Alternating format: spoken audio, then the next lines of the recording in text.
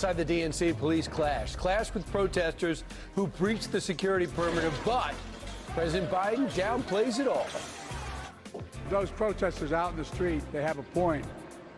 A lot of innocent people are being killed on both sides. Do they have a point? We're going to ask Sean Hannity what he thinks. And Steve, how was it? Brian, this was a few dozen protesters, some of the really radical ones who seemed prepared for trouble. They broke off from the main march just after 4 p.m., and they managed to breach that outer fence, that security fence, just about 2 blocks north of the convention center.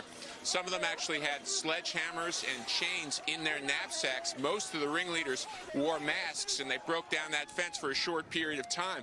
We've seen more than 200 different groups organized here and protesting. Some of those groups radical, some openly say they support the terrorist group Hamas. You're a Palestinian? Yes. You support Hamas? Every Palestinian support Hamas, not just me. Every Palestinian support Hamas.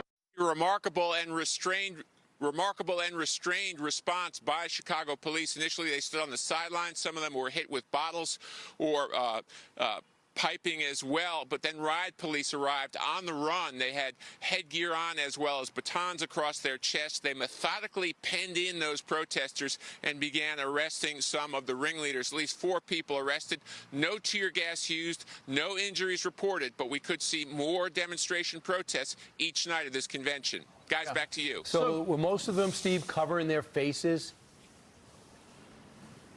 It seemed like if it was a troublemaker, if it was someone tearing down the fence, they had their face completely masked. They were ready for this. But really a remarkable performance by the police as well, who had prepared for a year for this event. They did indeed. So, Steve, what happened? This was supposed to be a gigantic protest, and it just kind of petered out.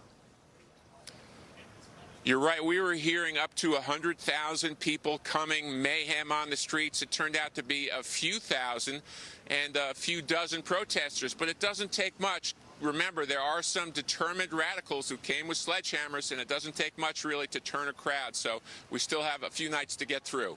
But you could get an IUD, you can get a vasectomy. It's such a very strange thing to put at a convention.